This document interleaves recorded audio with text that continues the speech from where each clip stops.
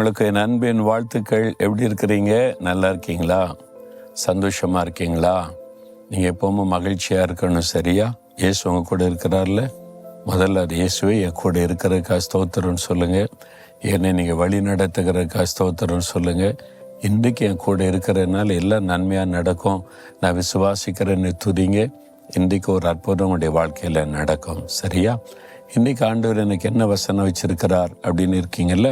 ஏசாயா 31 5வது வசனம், பறந்து காக்கிற பட்சிகளைப் போல சேனைகளின் கர்த்தர் எருசலேமின் மேல் ஆதரவாயிருப்பார். எருசலேம் தேவன் தெரிந்து கொண்ட ஒரு இடம். அந்த இடத்தை பாதுகாக்கிறதுல தேவன் பட்சமாயிருப்பார். எப்படி பாதுகாக்கிறாரா? பறந்து காக்கிற பட்சிகளைப் போல அவர் பாதுகாக்கிறார். அப்போ நீங்கள் தெரிந்து கொள்ளப்பட்டவங்க. கர்த்தர் உங்களை தெரிந்து கொண்டிருக்கார்ல.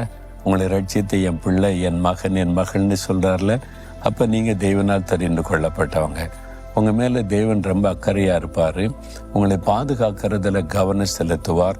பறந்து காக்கிற பட்சிகளைப் போல உங்களை பாதுகாப்பார் என்பதாக. சாது சுந்தர் சிங் அப்படின்னு தேவ மனிதர் இந்தியாவில் இருந்தார். அவர் ஒரு சீக்கிய வாலிபனாக இருந்து இயேசு தரிசனமாகி ரட்சிக்கப்பட்டு இந்தியாவில் பல உலகம் முழுத ஊழியம் செய்கிறார். இந்தியாவின் அப்போஸ்தலன் என்று அழைக்கப்பட்டார். பெரும்பாலும் அவர் தனியாக மலையில் போய் அமர்ந்து தியானிப்பது, வேத வசனத்தை வாசித்து தியானித்து ஜெபிப்பது பழக்கம். ஒரு சமயம் அவர் போய் ஒரு மலை மேலே ஒரு பாறையில் உட்கார்ந்து அப்படியே தியானித்து கொண்டிருக்கும்போது மரங்கள் ஒன்றோடு ஒன்று உரசி காட்டு தீப்பிடித்து கொள்ளல. மூங்கில் மரம்லாம் உரசிச்சுன்னா தீப்பிடித்து கொள்ளுன்னு சொல்லுவாங்க. அதாவது காட்டு தீ, வைல்டு ஃபயர். அது மாதிரி தீ பிடிச்சிட்டு ஒரு மர கூட்டத்துக்குள்ளே அவர் பார்க்குற அப்படியே மழை தீ பரவுகிறது. மரத்தின் மேலே ஒரு பறவையினுடைய கூடு, அதுக்குள்ளே சில குஞ்சுகள் சத்தமிடுகிறது. நெருப்பு அப்படியே பறவை அந்த குஞ்சுகள் சத்தமிடுகிறது. சாது சுந்தர் சிங் பார்க்குற, ஐயோ, ஒரு பறவை கூட்டுக்குள்ளே சில குஞ்சுகள் இருக்குது, இந்த நெருப்பு போனால் அது அழிஞ்சிருமே, காப்பாற்றலான்னு முயற்சி பண்ண போனால் சுற்றில நெருப்பு, இவங்க நெருங்கவே முடியாது. அதனால ஒரு பரிதாபத்தோடு பார்த்து கொண்டே இருக்கிறார். திடீரென்று எங்கிருந்து வந்ததோ தாய் பறவை வந்து விட்டார். குஞ்சுகளின் சத்தத்தை கேட்டு மரத்தை சுற்றி சுற்றி அப்படியே சத்தமிட்டு கொண்டு பறக்கிறது. என் குஞ்சுகளுக்கு ஆபத்து, அதை காப்பாற்றணும்னு சொல்லி அந்த காட்டுக்குள்ளே யார் உருவா காப்பாற்ற? அந்த தாய்ப்பறவை பறந்து கொண்டே இருக்கிற மரத்தை சுற்றி சுற்றி சந்தோஷம் பரிதாபமாக பார்க்குறாரு. ஐயோ, என்னால் கூட போய் காப்பாற்ற முடியல என்னை. அந்த நெருப்பு அந்த கூட்டை நெருங்குகிற நேரம் பறந்து கொண்டு அந்த தாய்ப்பறவை கூட்டுக்குள்ளே போய் அப்படியே அமர்ந்து கொண்டதாம். இவர் ஆச்சரியமாக பார்க்குறார். நெருப்பு பற்ற போகிறது, தாய்ப்பறவை கூட்டில் போய் உட்காருதுன்னு சொல்லி அந்த கூடு தீப்பற்றி எரிந்தது. அப்படியே எரிந்து கீழே விழுந்தார்.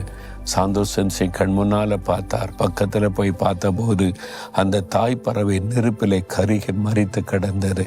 அதை அப்படி தட்டி பார்த்தபோது அதனுடைய 2 ரெக்கைக்குள்ளே இருந்த 2 குஞ்சுகள் உயிரோடு சத்தமிட்டு கொண்டு வெளிவந்தது.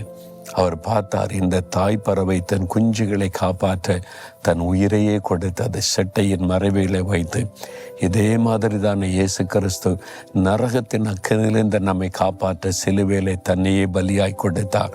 அந்த ஆண்டவர் நம்மை சிறகுகளாலே மூடி பாதுகாக்கிற தேவன். அதனால உங்களை தன்னுடைய செட்டைக்குள்ளே வைத்து பாதுகாப்பார். அவருடைய செட்டைக்குள்ளே வந்துடணும். அவர் அருகில் நீங்கள் தூரமாக நின்று கொண்டு சிகரெட் பிடிச்சு கொண்டு குடித்து கொண்டு லஞ்சம் வாங்கி கொண்டு உலக சிற்றும்பத்தில் போய் கொண்டிருந்த எப்படி அவர் உங்களை பாதுகாக்க முடியும்? உங்களுடைய பாவத்தை விட்டு மனம் திரும்பி இயேசுவிடத்தில் வந்து உங்கள் கூட நான் வந்துடுறேன், உங்களுடைய செட்டை நிழலுக்குள்ளே வந்துடுறேன்னு ஒப்பு கொடுங்க. அவருடைய சிறகுகளாலே மூடி நிழலுக்குள்ளே வைத்து உங்களை பாதுகாப்பார். இன்றைக்கி ஒப்பு கொடுக்குறீங்களா? ஆண்டவரே, நானும் உம்முடைய சிறகுகளுக்குள்ளே என்னை ஒப்பு கொடுக்கிறேன். உம்முடைய சிறகுகளாலே மூடி என்னை பாதுகாக்கிற தேவன்.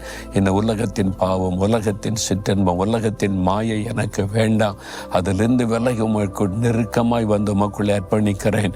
என்னை மன்னித்து ஏற்றுக்கொள்ளும், அரவணைத்து கொள்ளும், பாதுகாத்து கொள்ளும். இயேசுவின் நாமத்தில் ஆமேன், ஆமேன்.